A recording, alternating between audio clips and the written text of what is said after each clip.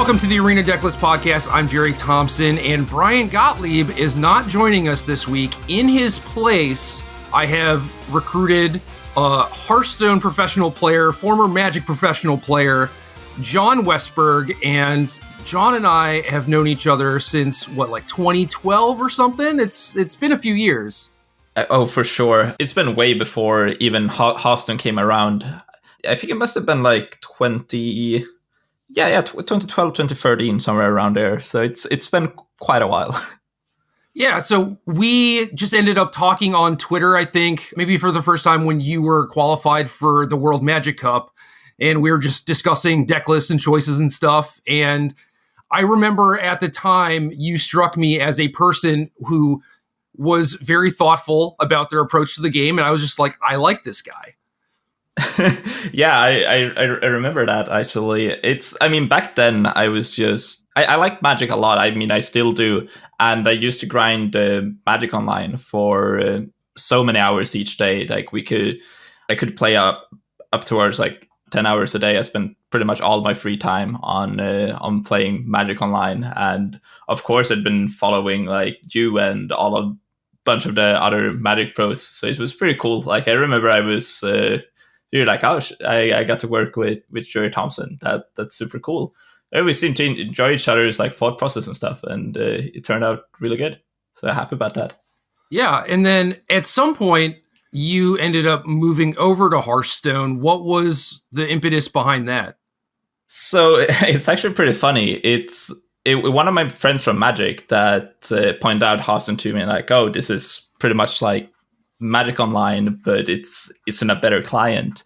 Here in Europe, it's kind of different. We don't have as many events or as many PDQs, or we don't have the Stars of the Game tour, etc. So living in a pretty small city, I didn't have very many local tournaments to play, and I kind of just wanted to get an outlet to be able to play a lot. That's why I played Magic Online, but as many of the listeners already know, Magic Online can be a little bit frustrating at times, and even more back then. So I kind of just switched to Hearthstone because it was simply a better online client, and you could get in a really nice volume of games over short periods of time. And that was what I enjoyed about Magic Online. And then that kind of ended up working out really well for me. I've done a career from it since early 2015 or something now. And when you downloaded Hearthstone for the first time, were you like, okay, I know exactly what organized play is like for this game, and I'm going to try and play this professionally instead of Magic? Or did that just happen kind of incidentally? It happened very incidentally. Back when I started, there wasn't really any organized play in Hearthstone whatsoever. The esports scene had barely started. There were barely any tournaments, stuff like that. I think you played me up to be a little bit bigger in Magic than I was. I really wasn't really a professional gamer in it in that sense back then. Yeah. So people use that term pretty loosely. It's like you have qualified for a professional level event, therefore you are a pro. All right. If we want to... Okay, let's put it like that. That sounds good to me. I like the sound of that. Yeah, no, I had no clue. I kind of just played the games because I enjoyed them. I really didn't have too much of an intention to go professional. I always liked playing games, but it's kind of a hobby thing. Esports wasn't even as big as it is now, and making a career of it was something that sounded very, very distant to me and wasn't really something I thought about. But I just started competing in various qualifiers and did really well in them. And before I knew it, I took down my first mayor and had a contract with an esports organization that wanted me to play professionally for them, and kind of went from there. So it was pretty cool. Never something I really expected, but I'm very happy the path it took me down to today. Yeah, and for a while there, Hearthstone has these various invitationals and things like that different companies will put on and everything. And your win rate in a lot of those, one-off tournaments was very good, right?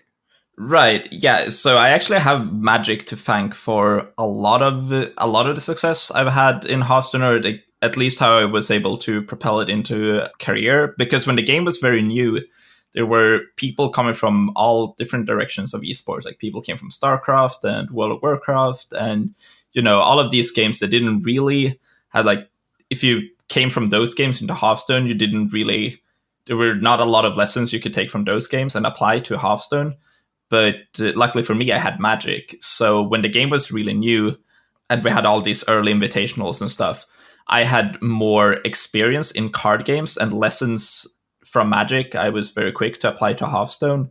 And that's why I think I got these like insane win rates in Hearthstone early on. And then from there on, I've just been able to work on those. And now I guess it's more the other way around, that when I play Magic, I apply the things I learned from Hearthstone. But they kind of play into each other. And it's really cool to compare the games and see like, oh, this that I learned in Magic, I'll just try and apply this sort of thinking to Hearthstone and vice versa. Yeah, I think playing a lot of Hearthstone, like specifically things like Murloc Paladin a couple of years ago. Yeah. And learning how exactly to deploy like a certain amount of threats to force your opponent to play like a certain card, right? It's like, well, on this turn, I want them to have to play Consecration in order to survive or whatever. And then you get to punish them by like reloading and building a board that they can't deal with on turn 5 or whatever. Like just the sequencing and pressuring and how you force your opponent, like you get to dictate what they do just by playing the beatdown deck. Like that taught me a lot, and I was able to transfer that stuff back into Magic too. Yeah, it's a bunch of that stuff. I feel like one of the in Hearthstone, just as you're saying, you're testing your opponent for like, oh, do they have this card? Do they have this answer? And as you do this, you sculpt like a very strong read of their hand. I would say that Hearthstone is a lot about figuring out exactly what your opponent works with and how to navigate around that, which also becomes easier because of the smaller deck sizes. Like we only have 30 cards instead of 60. That's one of the things that I now when I come back to Magic, or like when I played Magic in my later years, this like resource management and how to, is it Phoenix, for example, in Pioneer, like you're pretty much working with like a very large portion of your deck in each long game because you have so much velocity and so much card draw. Decks like those, I feel like I gotten a lot better at, where I was really bad at playing that sort of style in Magic previously, but now after playing a bunch of Hearthstone, it just like feels right in my right up my alley to play decks like that, which is pretty cool. Okay. Well, what else has been transferable, like from Hearthstone back to Magic or vice versa? Like what are the secrets, Orange? Well, what are the secrets? I mean, these days I feel like, whereas I've gained some stuff from Hearthstone, I feel like I've lost a little bit in the terms of when it comes to in Magic, like technical play of when it comes to just playing to the board and doing proper attacks and how to work with known information is a lot more important and like plays a way bigger role than it does in Hearthstone. I mean, both of course matters, but I mean in comparison to each other.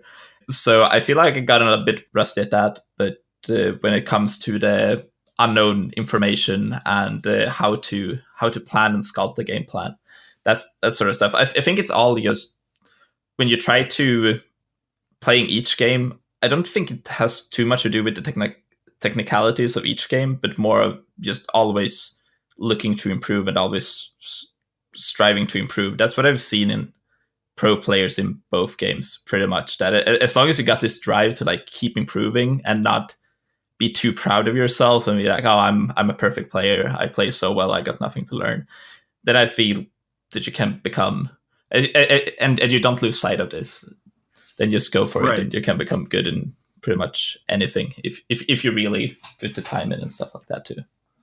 Well, we were talking in 2012, you started Hearthstone in 2015, and then this last year you were part of Hearthstone Grandmasters, which I think is basically like Magic's MPL. Feel free to correct me if I'm wrong. No, it's very, very similar from what I've been able to see. Yeah. So you've fallen out of that. I keep seeing your name pop up in the Magic Online like Pioneer daily event deck list, like 505050. So obviously you're playing a bunch of Magic these days. Like what's going on with you? What's your plan now?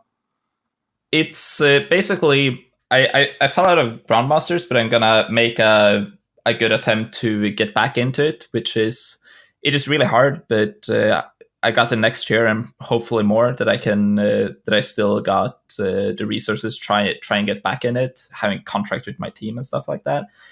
Now we're in a bit of an off season, so while it may like coincidentally like, oh, he got out of Grandmasters and now he's playing a bunch of Magic, it's more like we're kind of in an off season in Hearthstone right now, and when we do, I usually tend to come back. I've done this numerous times through the previous years, where I come back to Magic and try to get good at a format just for a change of pace, you know. But now without Grandmasters, I do have some more time that I could afford to commit to Magic. So you never know. Right now, I'm kind of playing and just like the enjoyment of figuring out a new format. I really think that's a ton of fun with Pioneer.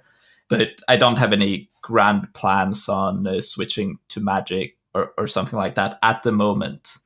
Although I still very, very much enjoy playing the game. And I think the next Hearthstone expansion drops it in over a month. And until then, I'm probably going to be playing the majority of just Pioneer and Magic and try to figure the format out. Fair enough. Well, I was hoping that it was just the allure of Pioneer and, you know, the fact that this is Magic kind of as you've known it for like the last 5 years or whatever, but also like maybe a lot of the stuff that you missed and everything, and you couldn't resist. I was hoping you were back. It is a lot of that. I mean, the more I played, the more I'm like, oh god, I kind of missed playing Magic, and I really feel that. And I feel like you can probably, I bet you agree with me on this one, that them just announcing a format with no ban list, pretty much telling us that, hey, this format is very breakable, go out and do it. For a competitive player, that's the dream. Like being able to do busted stuff and having them like finding this one broken thing and then you can abuse it for a while. At least that's what I really enjoy in these games. So Pioneer was perfect. It's one of the most fun things I've ever done in any card game, I'd say. Well, what is your process like? I mean, I assume you know some of my history where it's like I used to carry around a notebook with me everywhere and would always be writing down deck lists. Now I do a lot of that stuff on my phone. But like, what appeals to you? Like when Pioneer gets announced, is there like a certain interaction you're looking for? Is there like a card specifically that you want to build around? Like what sparks your interest? I think you and I differ a lot of that. While you take a lot of notes and being like processing like a lot of information and piecing it together, I tend to just go to what I really enjoy playing. For example, now I knew that Thoughtseize was legal, and I started looking at like, oh, how do we play Thoughtseize in this format? I actually got started with Pioneer on Magic Online, seeing the Vannifar Cat Sahili deck from Joe Man 5. I think like Ari Lax retweeted him or something, and I saw a deck and I was like, okay, this doesn't play Thoughtseize, but it's kind of right up my alley with some value green mid-range creatures with a combo finish. So I just started playing that. I queued it up in the leagues, and as I was playing against decks that I thought had potential, I tried them out for a few games and like, oh, do I like this? Do I not? And just moved on, tried decks until I found stuff that I liked without really trying to piece the format together, like in a bigger sort of picture. Just like trial and error kind of testing process, I guess, would be how I do things. And while you're going through this process, are you like changing the decks also, or are you mostly just trying out what lists are posted until you find like an actual strategy? Then you'll go to work tuning it. I've been trying to stay disciplined with it's so easy to see a deck and you're like, oh, but I can make this improvement. But I've been trying to stay disciplined on that and actually try out the deck and copy it like card by card before I make any changes and run it for at least a league or two before I start changing cards in them. And then also like if I play against someone with a similar deck list and they do something different and I get some idea from that, then I might copy that too pretty soon. But I wouldn't say I have like this well thought out process. I can just play a lot, and it's always been how I approached games. That if I play enough, then I'll learn things as I go. I kind of learn the bigger picture just through playing. Right. So, how do you feel about the format in general? I mean, obviously, like, hey, here's this format with no ban list. You want to try and break it, or at least, find the broken strategies and stuff like that. But like, how do you feel about their strategy with introducing this format and having like potential weekly ban list updates and stuff like that? I mean, for me, I can see this being annoying for collectors and like finance people that probably like sits on cards and try to like estimate their value and stuff. For me, that just want to play a format and have fun, I do enjoy this. I really don't mind if I think I would be happy if like the deck I'm playing got banned because like, oh cool, I found it this week. Let's move on to the next one and see if I can find a broken deck. You count that as a win, right? Yeah, exactly. So for me, it's fun. I can see why people wouldn't like it as much for several reasons, but for me, I don't mind weekly bans and how it shakes up the format every week. Like, for example, we got the ban list for this week just recently, and I'm really looking to dive into a new, somewhat fresh meta game as we finish up this podcast and try some stuff out. Oh, I'm sorry, I'm keeping you from actually grinding Pioneer. My apologies. Oh, no. I grind so much. I enjoy a good chat. For sure. So you were working on a lot of Sultai pre-ban, and we talked briefly about that, and you had a bunch of interesting ideas and stuff. Like you cut Drown in the Lock, you had Nissa Vital Force, you had Tasigur instead of Dig Through Time. None of the cards in your deck got banned, so counting that as an L. Yeah, I went into the first empty Moto PDQ this weekend, and I was looking at especially the 4-color cat deck, but I also started to sense like how broken Mono Green Devotion was, and I wanted to make the switch to cat. But it's like I still felt that Sultai was pretty good, and I did like my list, so I didn't do the last minute change and play the deck that I thought was more powerful. But me and a friend here from Sweden, Vidar, worked a lot on Sultai. It won the first Pioneer Challenge, like the very first tournament that was held on, or like mayor tournament of Magic Online, I guess you could say.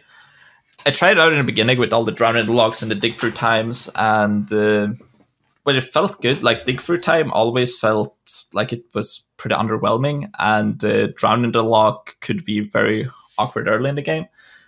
We thought that the format would be very dictated by Yoko, which, I mean, was partly true, but it turned out like Cat and Devotion was just better. But with that in mind, like we looked at cards like Scarab God and other big mid-range trumps for those matchups, but everything just matched up so poorly against Yoko. And that's how I just went through Gatherer and looked at mainly the Planeswalkers, where I managed to find Nissa. And it started out as oh, maybe we can just try her as a one-off and see if she's good. But the more we played with Nissa Vital Force, I guess I should say, because there's so many of them these days. Yeah. And she just turned out to be really good. Then like the Dig for Time for Tasigur came up later, and it was actually you that made me switch so that I had 2 of Tasigur in the deck, which has just been amazing. And you play more like the old school Junt style, where you disrupt them early and then you try to just put a quick clock on them instead of playing a longer game with Dig for Times and stuff. And it's been fine for me. I think it's well positioned now, especially after bans. Yeah. So first of all, this is going to change your life. Scryfall.com. Scryfall.com? This is like Gatherer, but strictly better. Oh God. I did this is, how new is this, Gerry? I need to know. I only started using it recently. It is several years old. Okay.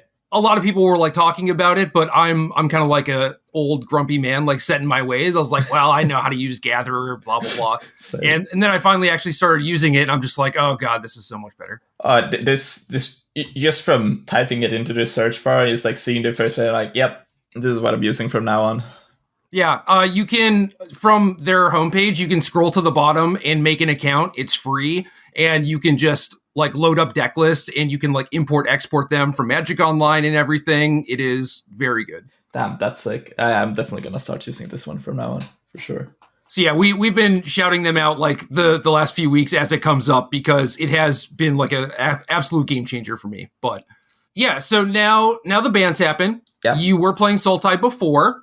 I assume Devotion and, I mean, maybe Cat was a decent matchup for you, but like Devotion had to be a pretty bad matchup. And now that that's maybe not gone, but certainly weakened, is Sultai just going to be where you keep going? I think so. Cat was so good at playing the mid-range game against you. Whenever I played the matchup, it always felt rough. You had removal, but between like Felder Guardian and Ophamnisa, they could grind you out a lot of the time. So I think that's a pretty big W for Sultai that Cat is gone now, and Devotion of course got weaker.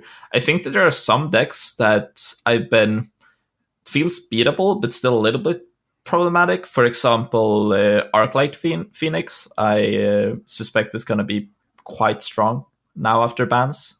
That deck is tricky for Sultai, I would say. It's not necessarily super bad, but just like how consistent that deck is and how in longer games the Sultai deck can be a little bit inconsistent, like top tanking, Thoughtseizes and stuff between the deck that just draw twos and treasure cruise. It can be a little bit tough, but I still think I'm gonna play Sultai for the next few days, and if it doesn't work out, which I'd be surprised if it doesn't, honestly, I'm looking at Phoenix as well as my two decks that I'm pretty interested in now after bans.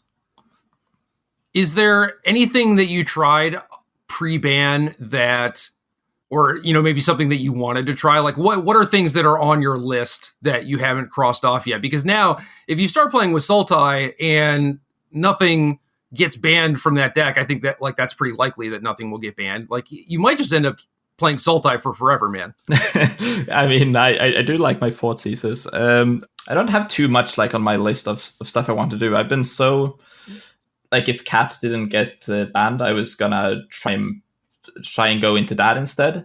But now it's pretty much just like Phoenix, Sultai. It's pretty much one of those two, but also just waiting it out, looking at seeing if there's like a deck list dump of like 5-0 decks and see if there's anything interesting there. You see what everyone else comes up with, and if there's anything that catches my eye there. Do you have anything in mind that you like now, post-ban? Well, I was trying to fix a lot of the problems with Aetherworks Marvel, and I know that has just been like the biggest disappointment for the entire format, probably, just because you're pigeonholed into playing like all these mediocre energy cards, even though, Marvel into Emrakul is super powerful and everything, but the rest of your deck is just generally so bad.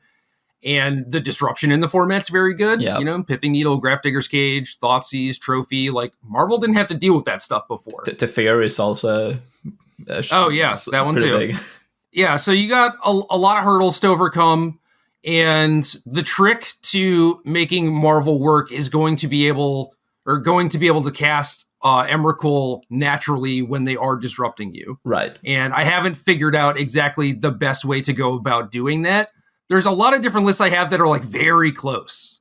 Right. You just gotta find that one thing that like really pieces it together. I feel like Rogue Refiner especially is like a card I always look at. Like I want this as like a corner piece of my deck. I know you wrote in your article about Rogue Refiner just like competing with so many 3-mana Planeswalkers. Now I guess in all fairness it competes with one less 3-mana Planeswalker, but I still feel like the format should probably get a little bit more fair or a lot more fair even with these bans.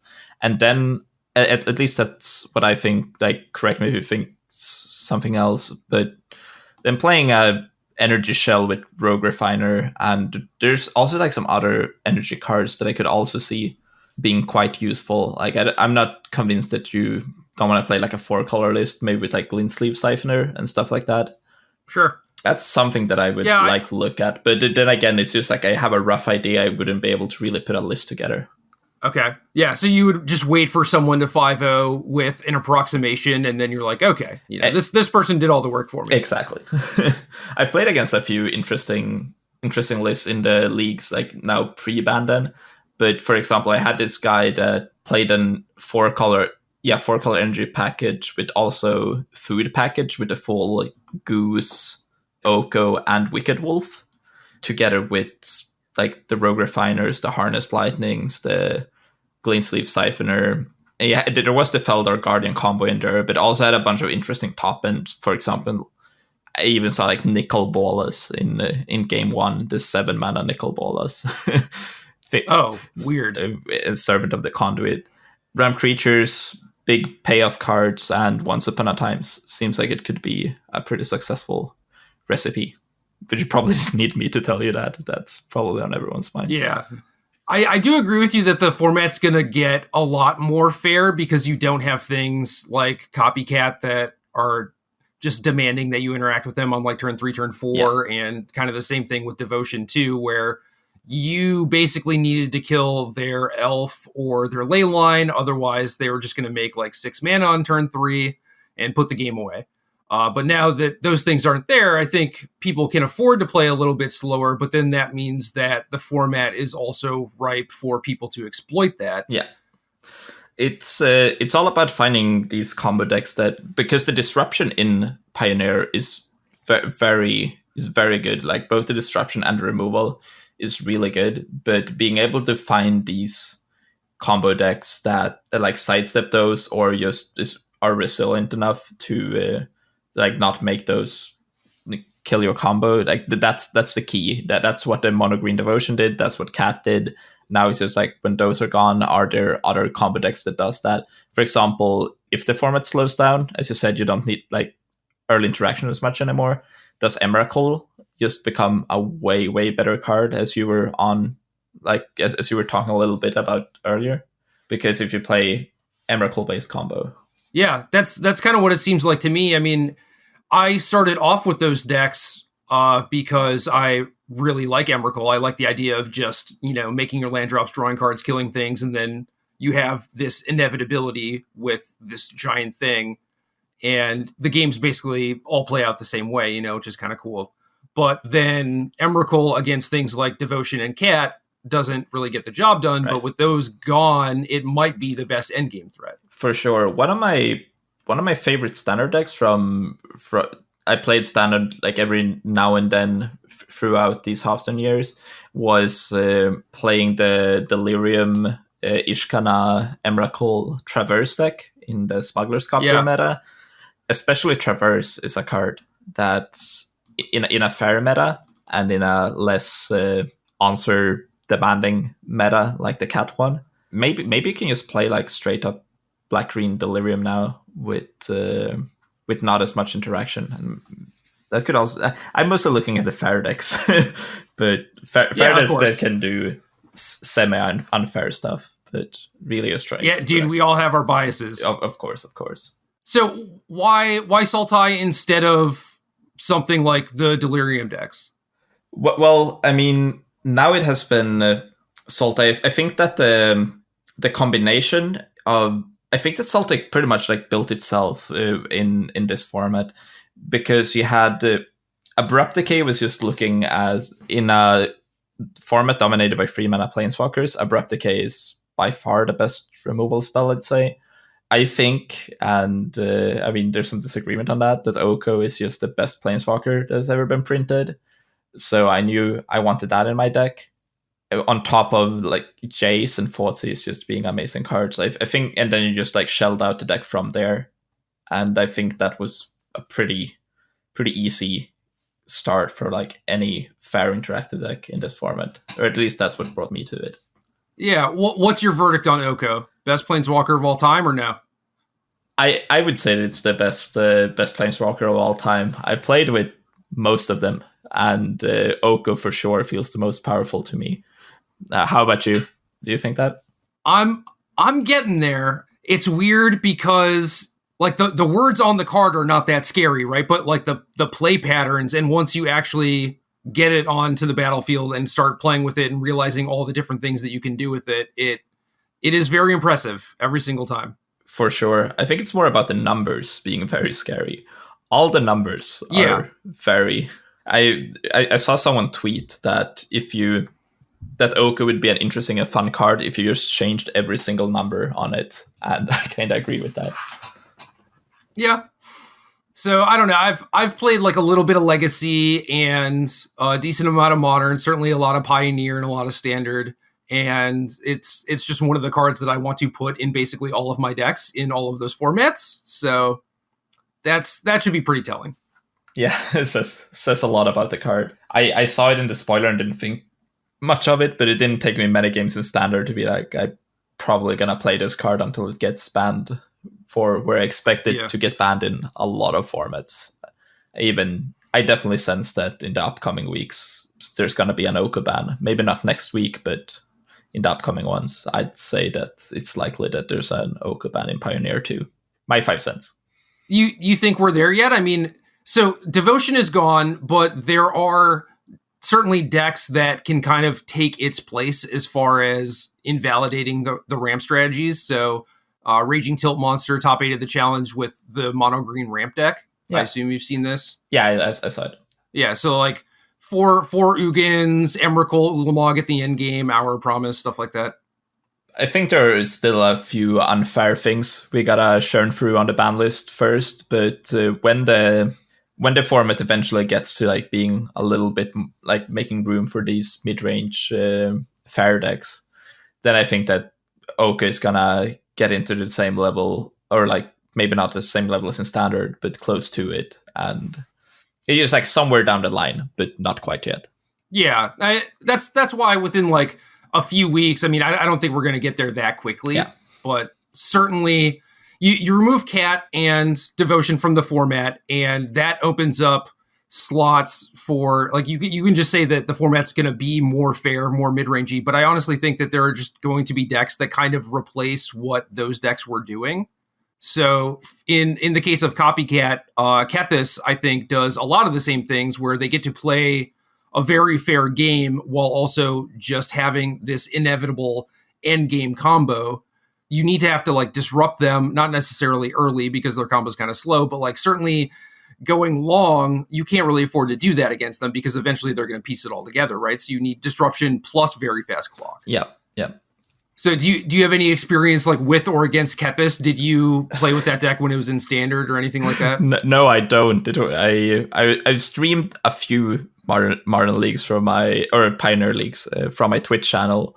We had a great moment when I faced this Kethis combo, and I've just seen lists of it in Standard, and I had a somewhat good grasp of how the combo worked, but when it came to like forties in them, knowing exactly like what combo pieces to like exactly what sort of game plan I should sculpt to disrupt their combo the best, it just became a mess. I do not have a ton of experience with or against the deck, and my viewers got to have a very funny moment seeing me sit there and like trying to puzzle it all together, and like, so if he's trying to do this, then these are the pieces I want to go for, and this is what I want to do, etc. But it's one of the decks that I'm probably looking to learn a little bit better down the line. Now it hasn't been very prevalent in the format we had yesterday, so I'll probably wait until it becomes like a big deck in the meta game and learn it then. Well, look, man, that match against Kethis, your first match against Kethis, that was playtesting. It's fine.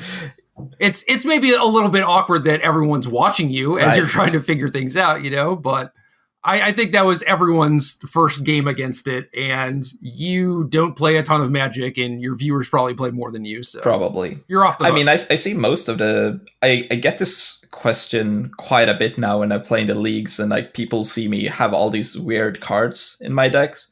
They're like, wait, why would you play this? And I'm literally just playtesting in these leagues. Like I'm just trying a bunch of stuff out, and a lot of the things you see in my 5-0 list, like I happen to win matches, but I usually just try all of this stuff out in the leagues, and then I try to like finalize something good that I think is like the actual optimal list for the PDQs.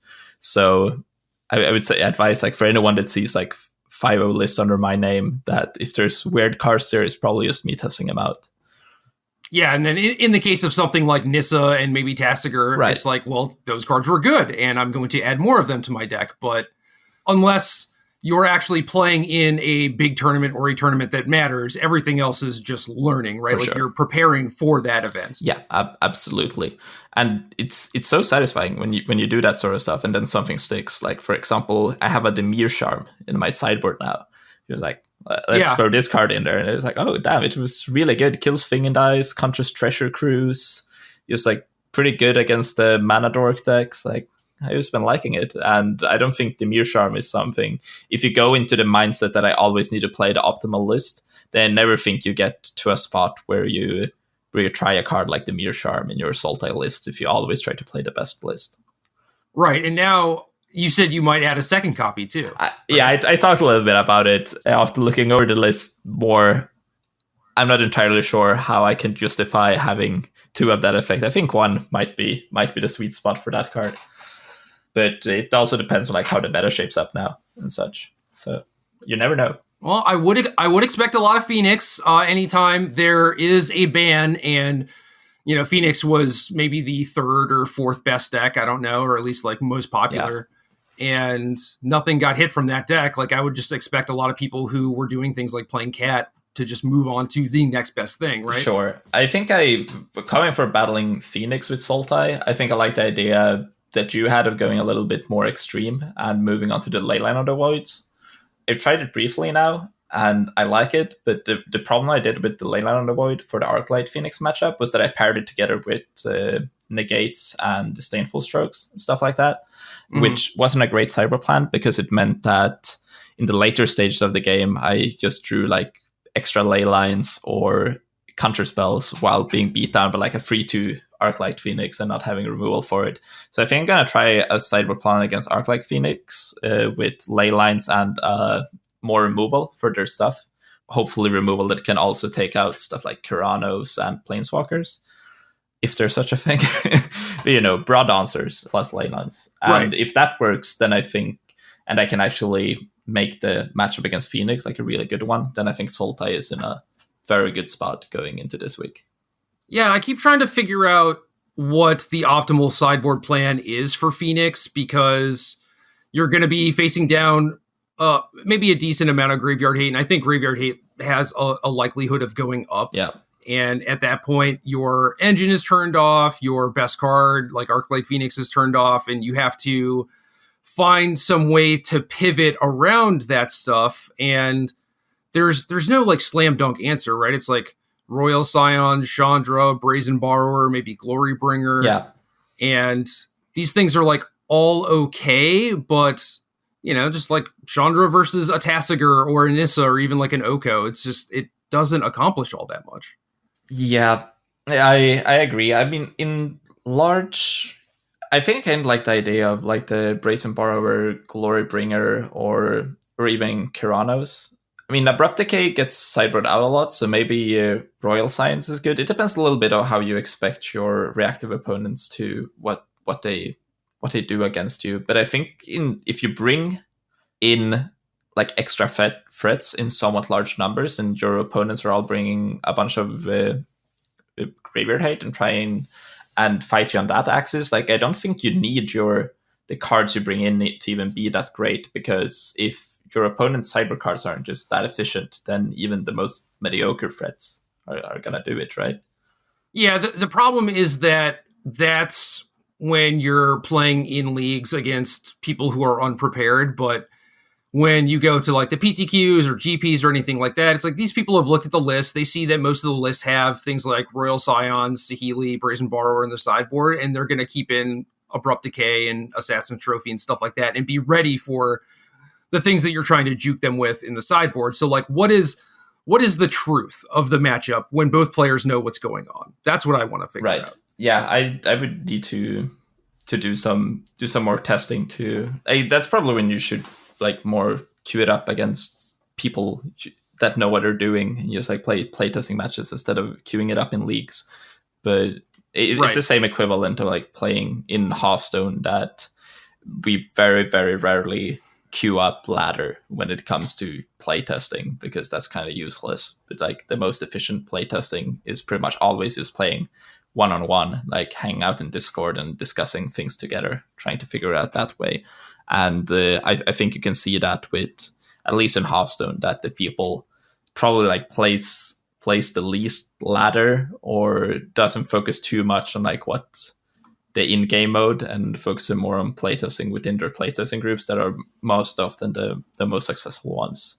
So maybe taking a similar approach in Magic is probably the better idea.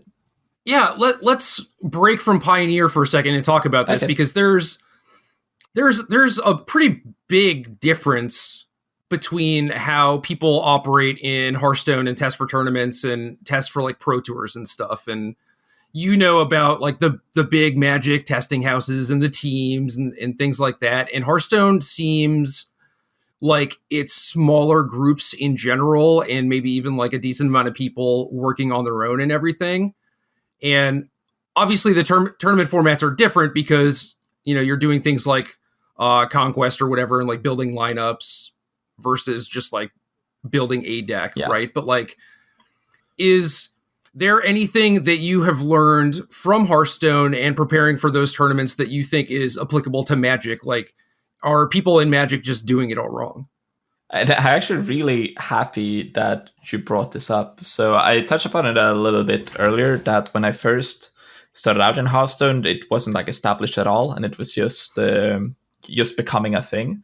So that means that like all of the things that when it comes to testing and how to test, it all has been built from scratch. And like, not something, I think that I were one of the first ones to like start organizing like a bit of a larger playtesting groups, and with larger I mean talking like 5 to 8 people. That's pretty large, right, in Hearthstone.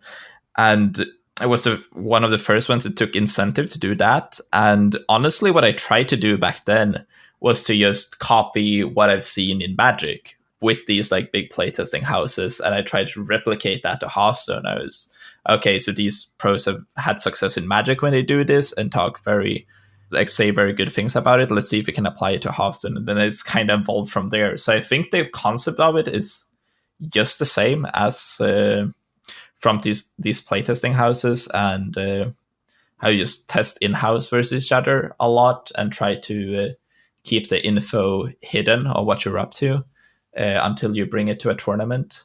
I think it's more similar than one would think, because I think that the Hearthstone concept has evolved from the Magic one. So what's different? Like, knowing what you know now, if you were going to start a Magic testing team, how would you go about it?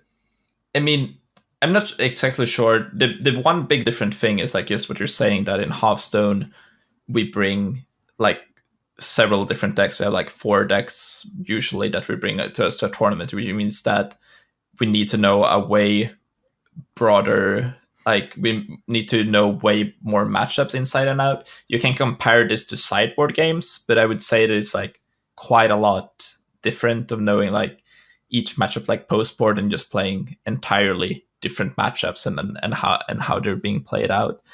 Right. You need to know how to play like, you know, Control Warrior and Aggro Hunter or whatever, which exactly are just 2 vastly different things. And, you know, maybe it doesn't make sense to have both of those in the same lineup or whatever. But yeah, regardless, you end up having to master different play styles when, you know, we just talked about how we have biases in Magic. There are things that we lean towards. So right. Are people in Hearthstone just more well-rounded in general, you think?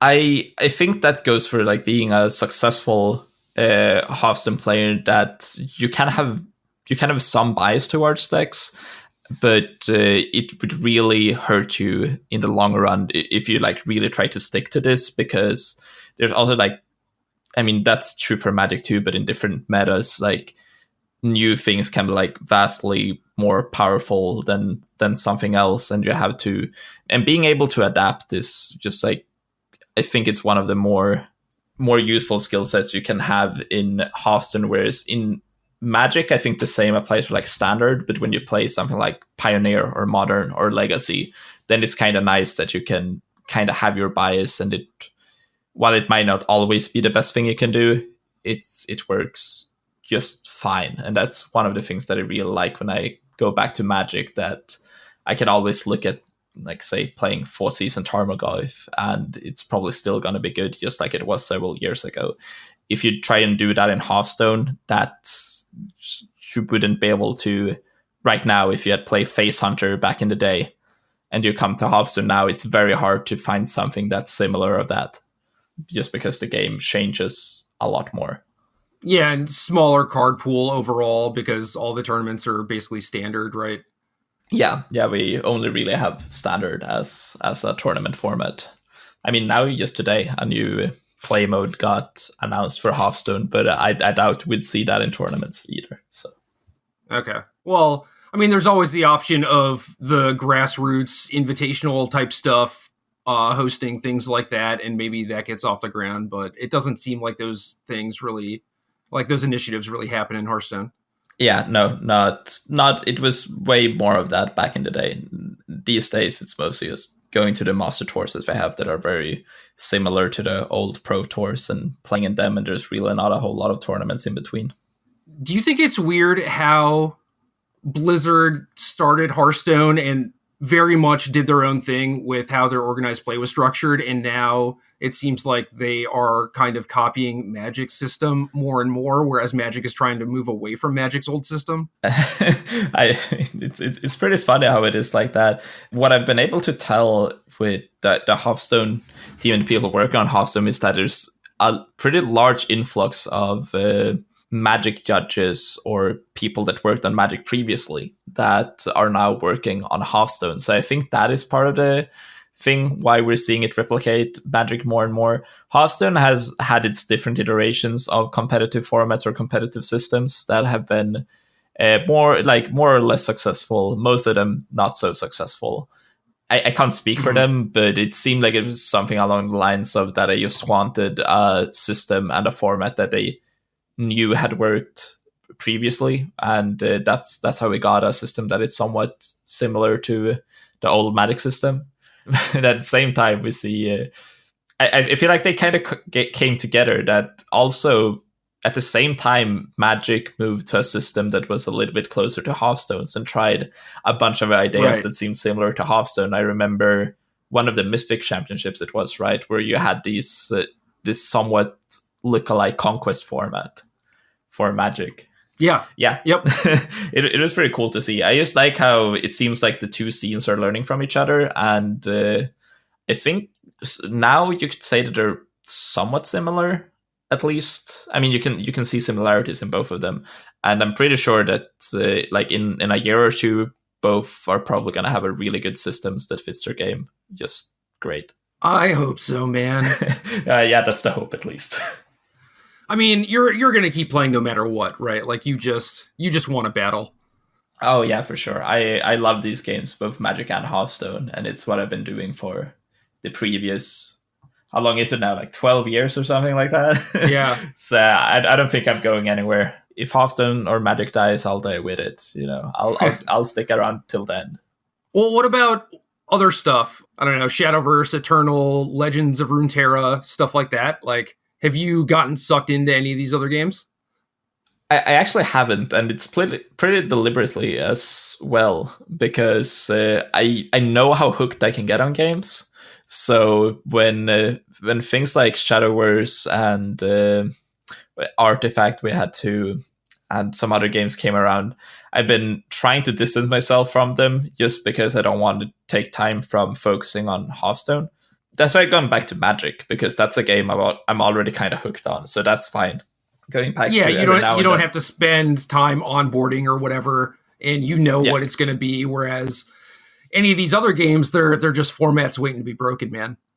Yeah, I mean, I've seen that you play, that you were into Shadowverse a bit. I could never do that. I need to spend so much time on one game that I really need my full focus on that to stay at the top, I think. So I'm really impressed when people like you can focus on several games at a time. But I'm looking to get into Legends of Runeterra. That looks really cool, and it looks really good from what I've seen. So I'm definitely gonna try that one out. I wouldn't say that I was able to do like Shadowverse, Hearthstone, Magic all at the same time and be on top of all of them. I do think that there was a noticeable dip in my understanding and even just like my subconscious, where it's like Mhm. I would find myself on Arena like trying to attack their creatures or whatever, like attack their creatures direct. And it's just like, God damn it, brain! Like, what are you doing? Obviously, I'm not in peak condition. Right. I mean, I think everyone that's been playing multiple games have been there. Have been there at some point, right, where you just try to do stuff like that. But I also something, I don't know how the Magic scene now and is like their look at things, but in Hearthstone have to explain to people like so many times we like had to explain it, like being a pro and staying on top is like one of the best ones in a game. It takes so much time and so much effort. People always give you the, oh, you play games for a living, that must be so easy, you just sit back and relax and play some games every day.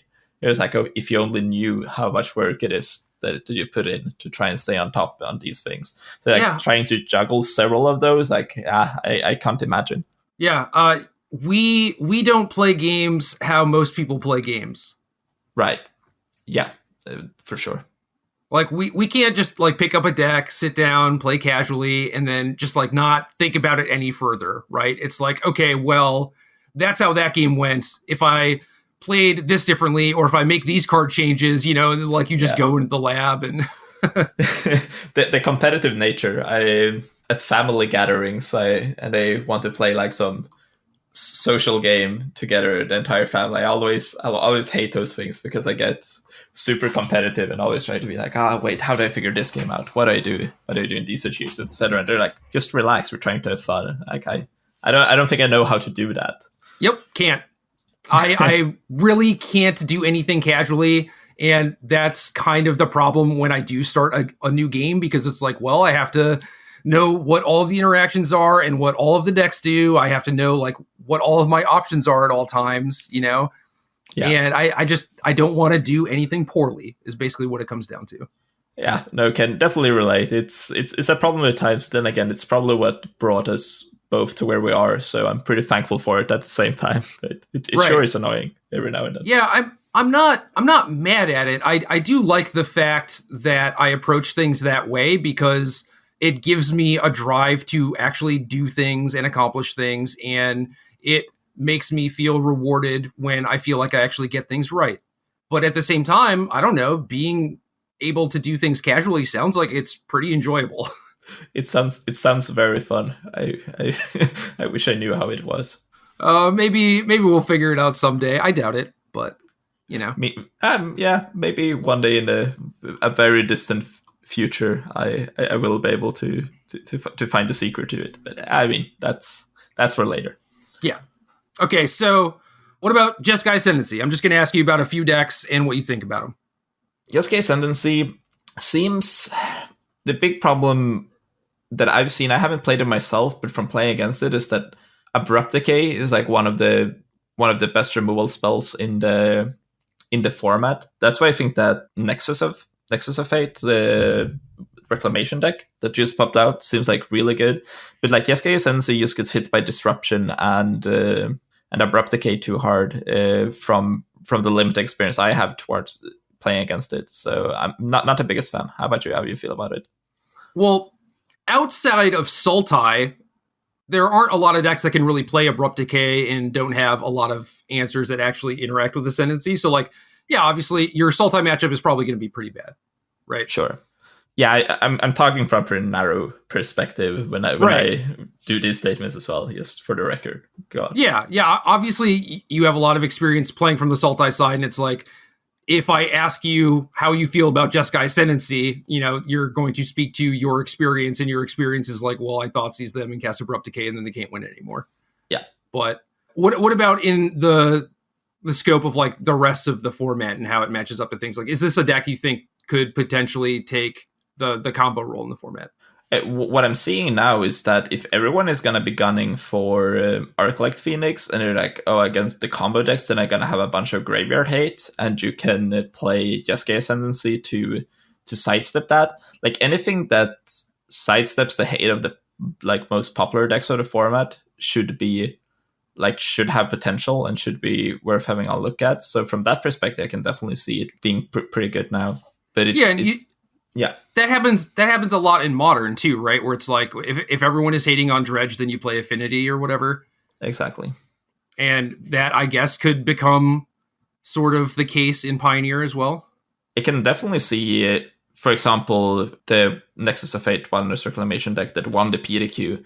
It was like one of the decks that going forward now, when people are going to be prepared against it, not sure how powerful it will be, but I can definitely see Yesuke Ascendancy as being this one deck that, like, oh, for this weekend was perfect. No one came to prepared and no one had a clue how to sideboard or play against it, kind of thing. So I can definitely see it pop up as like one of those decks. As for a mainstay, I'm not confident in speaking like, oh, it will for sure be good at that. But at least I could see it as something that does that. Yeah. So my thoughts on it are, I ran into it a few different times with various decks in the Pioneer Leagues, and there were moments where I was playing a deck that just could not compete against it. You know, like I did not have the right setup, and barring any sort of interaction, the deck is a super consistent turn 4 kill. And I tend to shy away from decks like that now. I think back in the day, you know, when I was in my early 20s or whatever, I wouldn't mind playing one of those ridiculous combo decks on Magic Online. Like I would have taken some sick joy from taking 100 game actions to kill my opponent or whatever. But I know that I will probably never play that deck, at least on Magic Online. And it's kind of a shame because it just plays so many like bad and weird cards that I think it would be a lot of fun. Yeah. Yeah, it's one of those decks that I also where I had the experience of damn, I haven't really played against this before, and like the first few times I played against, like, oh, what is going on? To play just get sentence and like, oh, but there was easier. It's like this card is important, kill it, disrupt them that way.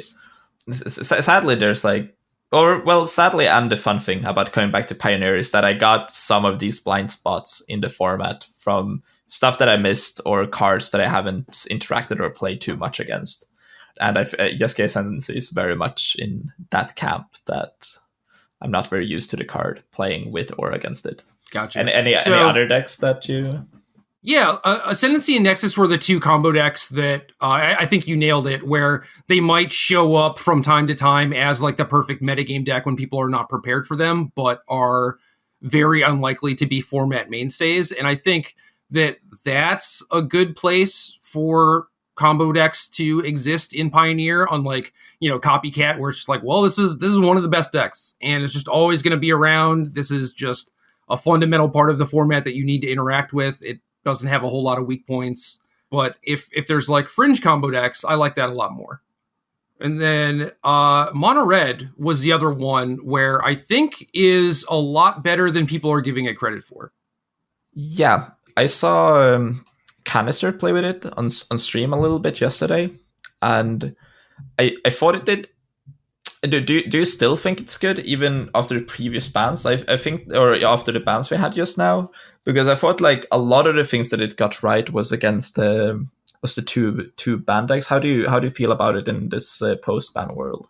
Well, I think it was good against Cat. I am skeptical of how good it was against Devotion, actually, but I could be wrong about that.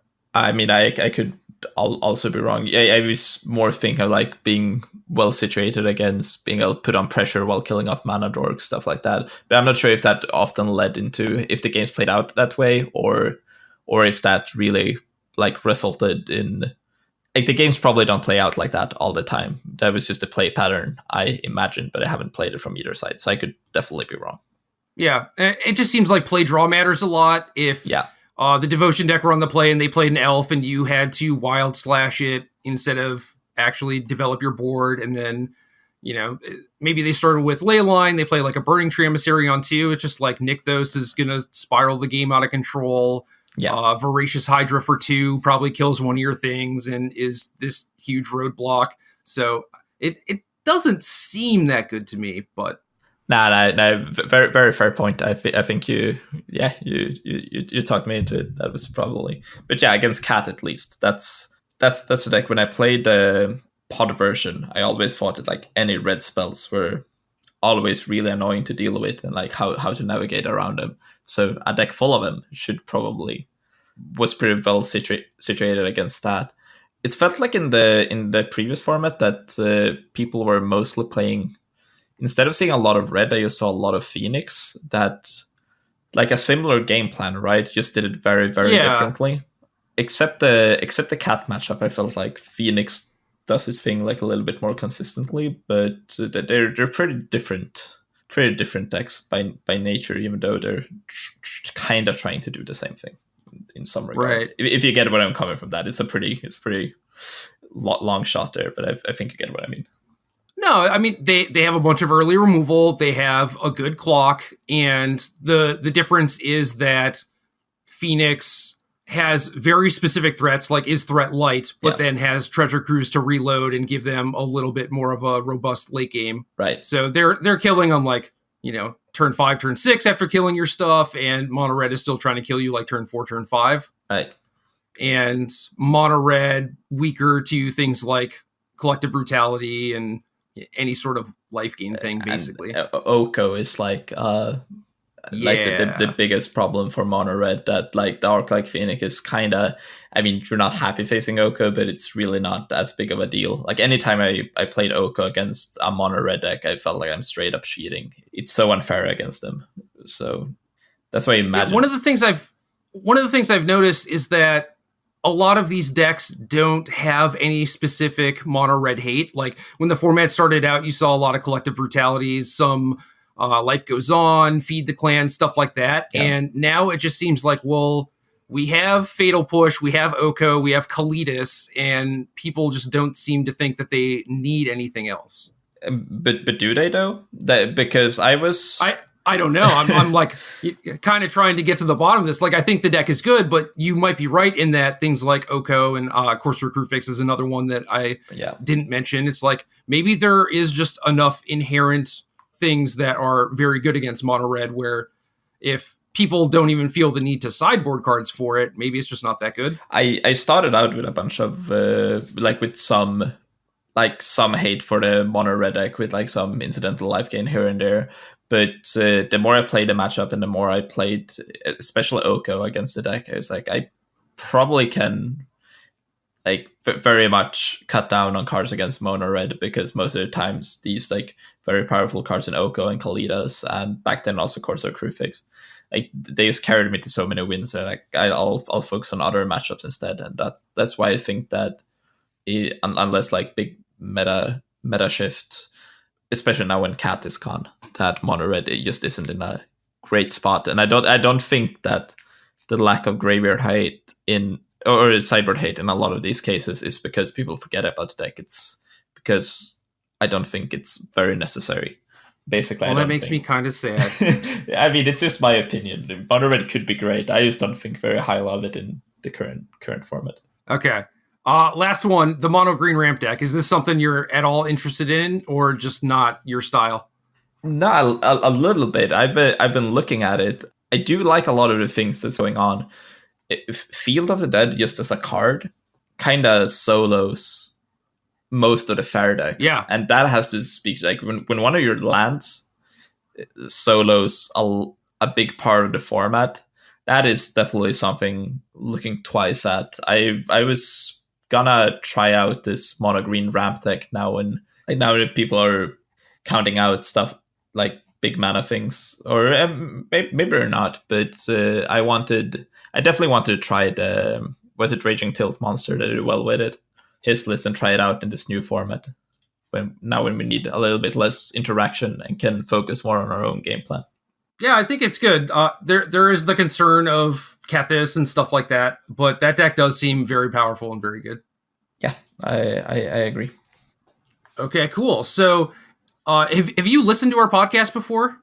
Didn't. I wanted to listen more. I listened to some of the initial, some of the, not the podcast, but like when you guys went on the initial reaction to the bands. I had some time to listen to that before the stream, but I actually haven't been able to catch the podcast much. I'm not a big podcast listener, or I've started to listen to podcasts more the recent weeks, but not previously. So I'm afraid not. Word. No, I'm not trying to throw you under the bus. Sorry if it Sorry if it felt that way. It's okay. I mean, you're talking about like reading my Star City Premium articles, right? Oh yeah, so yeah. I know that you consume Magic content and whatever. So I'm not offended. Written content is has just been how I the word content like from the early days, and kind of how I kept on going. Yeah, kind of like what you said about Gatherer, like the old grandpa being. Yeah. Yep. I've always read articles. I'm gonna keep doing that, but it might be time to look at different ways. Like there's so many good podcasts now. Like I mean, I see this podcast. Like there's other good podcasts in the community that I really want to listen to. So I should probably load up some of these podcasts and try to get into it more. Well, it's easy to do when you're doing other stuff. Like if you're driving or traveling or working out or whatever, like, are you just normally listening to music when you do these things? Yeah, I mean, I don't have the same like travel to work stuff because I work from here right in front of my computer. And whenever I worked out, I've been trying to listen to podcasts for a while, but I just felt like I enjoyed music way more, because when you listen to a podcast, you're still like you're taking information that you're processing as you're doing like physical exercise. And I just thought that it was easier for me with music and just having something to easily listen to that I could like tone out in the background whenever I focused on something else, you know. Yeah, and I mean, you can play something upbeat, right? And like that kind of helps with the workout rather than just listening to some monotone person talk about Magic or Hearthstone or whatever. Exactly. For traveling, I'm gonna start listening to podcasts a lot more. Okay, so I asked this only so you know the deal. At the end of every episode, we take questions from the people in our Discord. I have 3 that I like and kind of want to ask you. Okay, so maybe it's 4 actually. Sounds good. Bring it on. We generally only pick 1 per week, but I think having you on and people not necessarily being familiar with you, and also you just having a lot of relevant information to share because you are like a legitimate professional in Hearthstone, and I think have probably learned a lot from that. That could be helpful to the people here. Just a different perspective, right? I think that's like one of the little bit more interesting things that like some of the stuff that I said about Magic in this podcast might be like wildly incorrect if you're like, God, who is this guy? But what I'm really trying to bring is just like from a guy that mainly focuses on another game's perspective looking into Magic, then being like, oh, I'm definitely right about every single thing I'm saying. That's really not what I'm trying to do. So I really hope that the people listening will find it's somewhat interesting. So I think it's a good thing to maybe just ask questions instead of straight up talking, you know? Yeah. So I kind of look at your perspective as like, you know, we have the 5-0 deck lists that get published, right? But like, what about the 4-1s? I want to see the 4-1s because there's a lot of gold in there, right? And there's very little difference between a 5-0 and a 4-1, but we just never get to see them. So having you on is a treat and everything. I'm glad that you were able to come on and do this. And I think the timing worked out well because, you know, Pioneer, brand new format. You've been playing a lot. You've been crushing. And yeah, this is good. Yeah, I like it. All right. First question from Oliver Tomiko. Everyone whose question gets answered is going to get an Arena Decklist pin. Which is why we do this, and they can only get the pins through asking us good questions. That's really nice incentive. Yeah. So Oliver's question is competitive Hearthstone more profitable than competitive Magic? I mean, profitable is in like what terms we're speaking, I guess. Like as for making a living out of it is like kind of how I'm going to answer that question. I feel like that's fair. Yeah. So I look at it like, you know, Magic, if you play professionally, if you're a platinum player, maybe an MPL player, like that is the money you make playing the game. And if you want to make money while you are playing Magic, but maybe not at the tippy top level, you have to make content, right?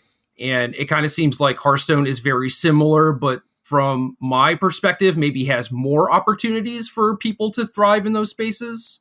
Yeah, I would say that the biggest upside in that regard, now I'm talking from a professional player perspective, we also have the big content creators that make a living of streaming. I'm not really speaking for those because I don't have too much experience in being like a big successful streamer with a bunch of subs. But from professional player, I think that the biggest upside we have in Hearthstone is that we're an established esport, which means that we have these organizations that like we have organizations that contract us and pay us salaries that lets us focus on literally just doing well in tournaments and competing, which is, I mean, we were starting to see that in Magic too. And I mean, some people in Magic have done that for a long time, but we've seen it in like a much broader aspect, like in Hearthstone, there's tons more like contracted players that focuses on competing.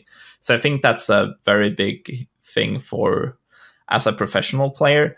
Now, I mean, for like the very top, it's looking pretty similar with the MPL compared to Grandmasters being like directly contracted with Wizard/Blizzard respectively. Then I guess we'd also, well, if this was us last year, I would say that we also have these tournaments with pretty large prize pools, but now we see Magic also really coming in with like the same sort of money for like making it an esport. So I think that previously it has been quite a lot more profitable being in Hearthstone that it has in Magic. From I guess now I don't have the insight from like the top professional Magic players, so I might be wrong. But I feel like it's starting to even out a lot more, and with Magic moving into more of an esports and digital direction. So what if you are not MPL or Grandmaster, and you're like a gold equivalent pro in Magic or Hearthstone? It depends. For like most of now, I don't know how it was for gold pros, but in Hearthstone you can do kind of just fine if you have. I mean, you need to spend time on it. So if you have something going on for you, like if you have a semi regular stream or like something that brings you value for an organization or team, you can do pretty fine, even as like a semi-professional player in Hearthstone. But it's really about like adding value to the scene and like adding value to organizations and stuff like that. So there's a lot of players that think that it's like, oh, I just want to play Hearthstone and do just that, and then they expect teams or organizations to pay them, and I think that's kind of unrealistic. But if you really put the time in and really make a career of it, I mean, in Hearthstone it's fine. You can absolutely do that. In Magic, I see a bunch of content creators. I'm seeing these Patreons pop up with like sideboarding guides and stuff, and people supporting each other on them. Yep. I think that's really cool. I love the concept, and especially like how helpful people seem to be towards each other when it comes to it. Even I subscribe to like one of the Magic patrons lately. I was like, this Ooh, which one? Joe Man 5 that I got the Vanifer deck list from the beginning. Really been enjoying his content. But honestly, I haven't checked out a lot of content when it comes to like Pioneer and stuff. But I really been liking Joe Man's content. I think it's really good. Yeah, Yo Man is one of our mods, and he was one of our earliest patrons. Oh, that's awesome. Yeah, he's great. He's excellent. All right, next question from Firemind 12. What habits do you attribute to your success outside of actually playing or testing games? Things like exercise, reading, healthy eating, etc. And I saw a Twitter post about this from you the other day. Yeah. When it comes to habits outside of gaming, yeah. Especially this year, I've been pretty bad at it. The previous years, and not bad at it, but not as good. This year, I made a very, very conscious effort to be like things outside of game, like my physical health and like having a good diet, staying in shape, stuff like that. It's just as important as actually playing the game. And I'm very happy I did this change in my life. It is really, I mean, in way more aspects than just gaming, it's been very, very good for me. But I think it's an underrated aspect of being a professional at anything. I'm not sure. There was this article that were around the internet about like professional chess players and like a large reportage about the chess grandmasters and their habits when it comes to exercise, eating, and all of that, and how disciplined the people like Magnus Carlsen and others were surrounding that. I think that's a really good read. Maybe. So how's your sleep schedule? How's that going? Oh no! Let's not talk about my sleep schedule. I mean, I have done a conscious effort to fix my sleep schedule, but I always keep messing it up. But I think that's too. You're really throwing me under the bus here, Gerry. You posted on Twitter. It's public knowledge. Okay, it's very public knowledge. When you work with people from a bunch of different time zones, it's very hard to keep a normal sleep schedule. And also, I'm really bad at it to begin with, because when I get excited about something, say if I find this new card in a Magic deck that I really like and really want to try out, then I can't go to sleep until I like thoroughly tested it. And it's the same in Hearthstone. So I keep messing up my sleep schedule repeatedly. It's something I'm trying to get better at, but I'm absolutely awful at it. Yeah, don't start off by blaming your friends in other time zones for your poor sleep schedule. That's not their fault. Okay. It's a lot my own fault. But to get back to the original question, I think that the things previously mentioned is very important, like physical health, exercising, like having focus just as much on the things outside the game as the things in game. But also, I've never seen myself as someone with a bunch of talent in pretty much not a lot of things I've done. I've never felt like a person with a bunch of talent, but always just having the drive to like work hard. That's probably where I would attribute most of my success in like both Hearthstone and Magic, if you can call it that. Just always striving to improve and never really being satisfied. Like as long as you have that drive, then I think that gets you at least it's gotten me very far in life in a bunch of different ways. Just following that, always trying to improve, always trying to get better, never really being satisfied with where you are. I think you are very talented at having great hair. Thank you. That's a talent I really cherish. It's underrated, you know? So people say that, you know, exercise, eating healthy, et cetera, is good and you should do it. But why, man? Like, try and sell people on that.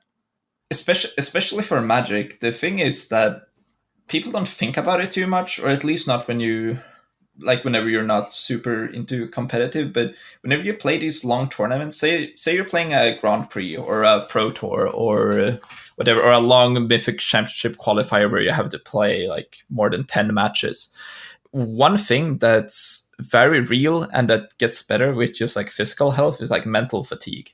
If you're out of shape and if you're not taking care of your body, then I think that like you get fatigued in such situations during tournaments much easier. I know pros in Hearthstone that have really blamed that, I'm always so good in the early rounds of a tournament, but like when we close up on the last few rounds each day, I always just loosen and make embarrassing mistakes because I'm tired.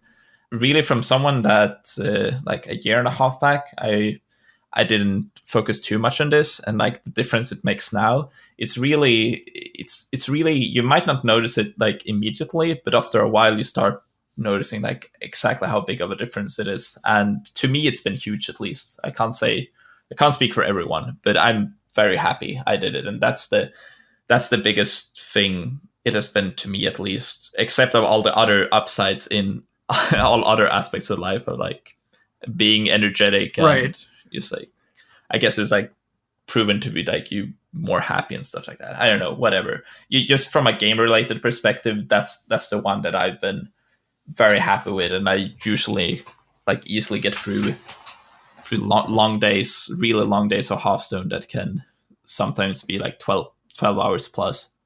Cool. I appreciate that. Kevinosaur says, what is it that intrinsically makes you skilled at CCGs? And I think the drive thing that you talked about and just like never settling, that's probably it. I that's what I would attribute the most of my success to. I'll always try to improve. You wanted to like undersell your Magic accomplishments basically, but you got to like the tippy top of Hearthstone.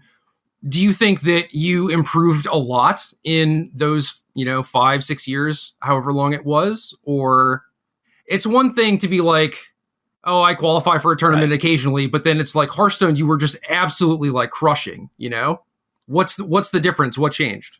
I do think it's actually, if you look very closely at my career, I had 2015, when I first got up on the pro scene, I had an insane start of the year where I won a bunch of tournaments.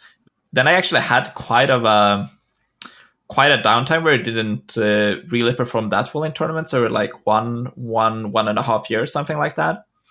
And then I came back, and then I was back to my old self, so to speak. But during this one and a half year period where I didn't win much, I think that I just had a really bad mindset towards the game and didn't take it seriously enough. And then I had like this like eye-opening moment when I would even say that I was somewhat close to falling off the like Hearthstone pro scene, where it was still very invitational based. Like organizers wouldn't like almost stopped inviting me to tournaments because they didn't have results for a while. And I think that's like when the biggest improvement in my career came, when I really started to take the game as seriously as I do now, which is, for those not familiar with me, is that I think I'm known as one of those that play Hearthstone and like take practicing the game like a ton, the most seriously on most pros in the scene. Then it's just that surrounding myself with other people that wanted the same thing as me. I've been part of 2018. We had a practice group that we called the Dusky Boys. That was the start of the former world champion Hunter race. And then as were some of those people that kind of fell off or like were as interested in the game anymore, we built a different one. So we built a different group as people left, because you always need to stay around people with the same goals and the same mindset as you. At least I think that's really important.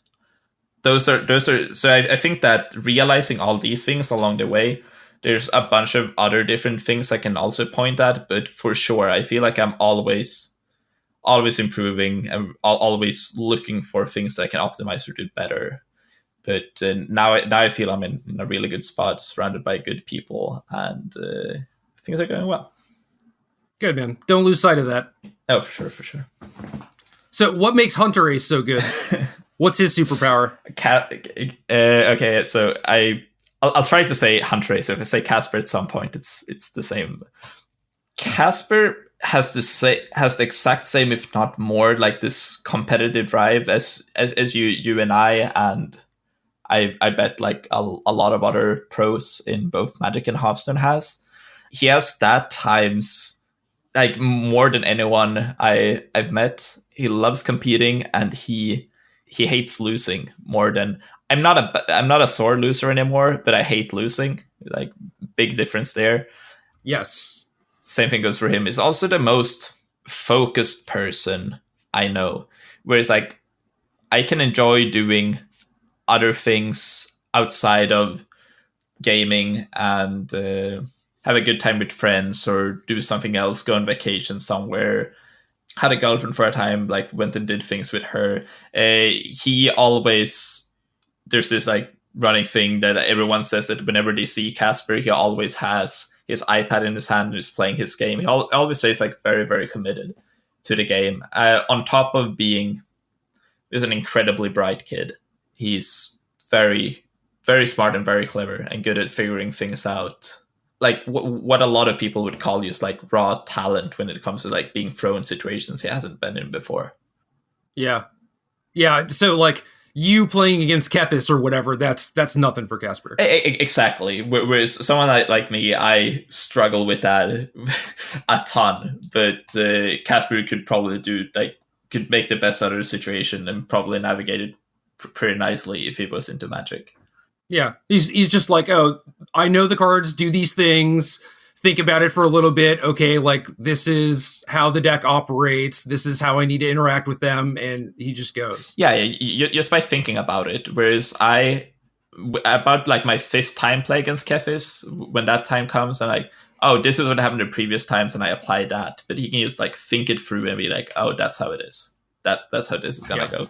Which is also in like some of his more iconic like Hearthstone games through his career. You can really see this. We're like, wow, this is a weird situation that no one's ever been in before, and just navigates it really nicely. It's very impressive to see, and it's very humble too. Like whenever we're testing, he's never the guy to be like, oh, you absolutely do like this and this because of this. He usually takes a back seat, and whenever we ask for his opinion, he says it. But he's a humble and nice guy that doesn't want to really take too much space. He listens a lot to other people, and then he applies like the parts of it that he finds useful to his own gameplay, and does that very efficiently too. Yeah, listening is huge. So how do you get the drive though?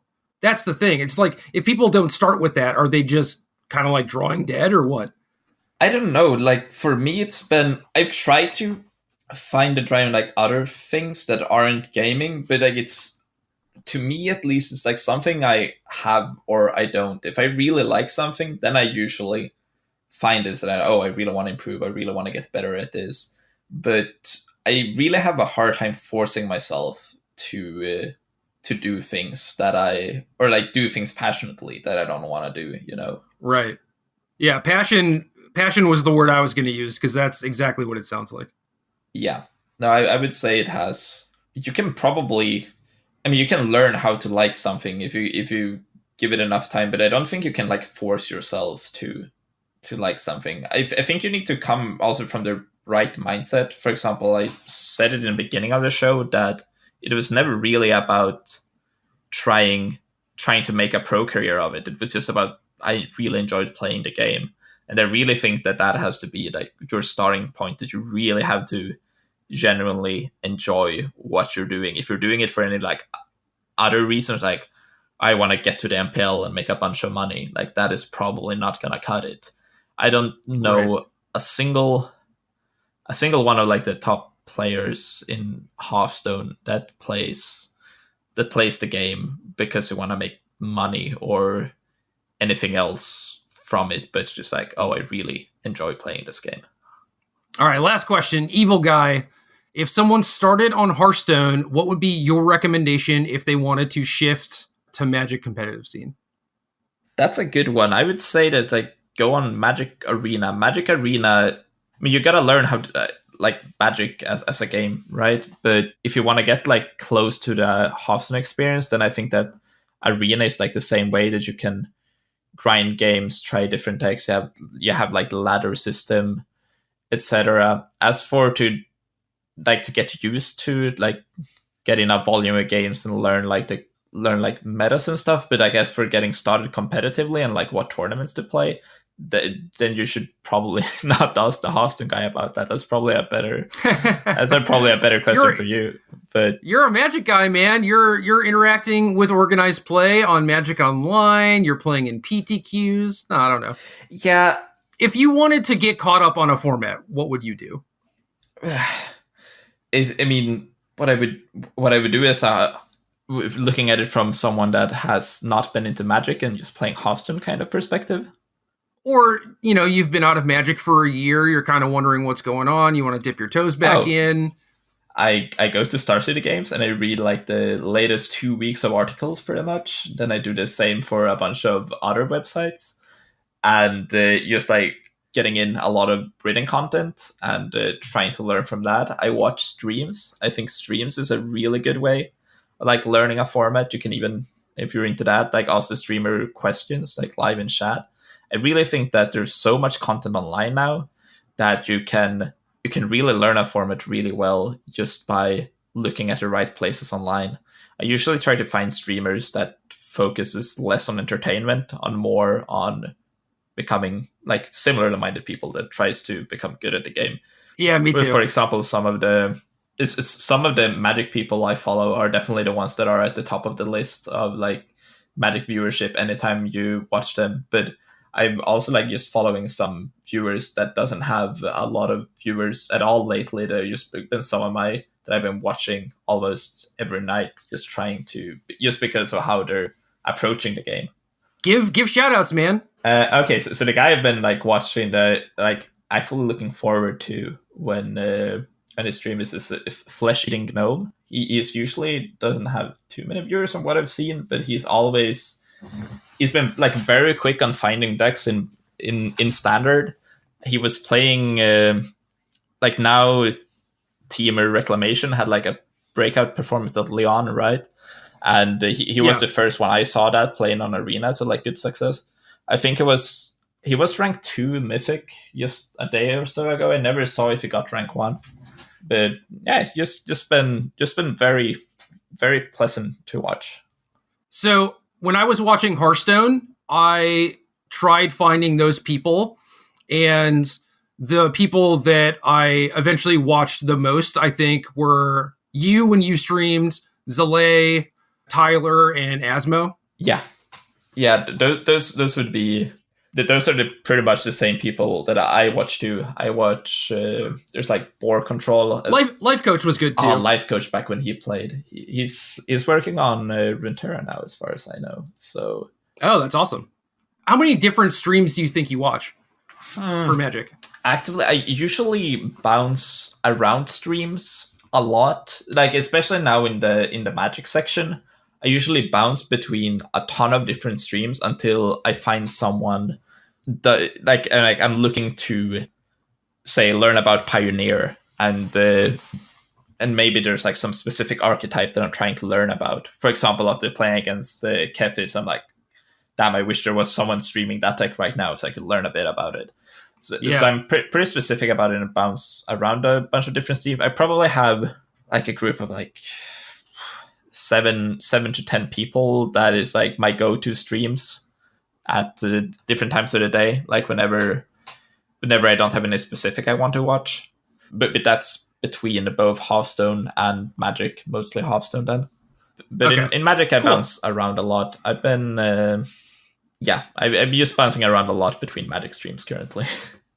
Right on. Well, we end the episode by someone saying that's game in however they want to. You can say it quiet or loud, fast, whatever. So you get that honor. But first, I want to just, thank you for coming on the podcast, hanging out with us, dropping some knowledge. And if you want to talk Pioneer, my Facebook messages are always open. Yeah, for sure. Thanks for the invite. It's been really fun to just talk about Magic for a while. I hope the listeners enjoyed it as well. I got pretty big shoes to fill in Brian. I hope I did him justice. But yeah, thanks a lot for having me on. It's been a great deal of fun. And yeah, for sure, let's talk about Pioneer in the future. Yeah, and then tell people about your Twitch and Twitter, all that stuff. Plug all your stuff, and then we'll get out of here. Oh yeah, all right. I have a Twitter, which is mostly Hearthstone, but every now and then I tweet about Magic at ages_orange, and then I have a stream at twitch.tv/orange_ages. So just the other way around. And those are pretty much the 2 social medias I use mostly. I stream Hearthstone daily, but also try and get in Magic streams a few times a week for shorter periods of time. Awesome, man. All right, sign us out. All right, and that's game.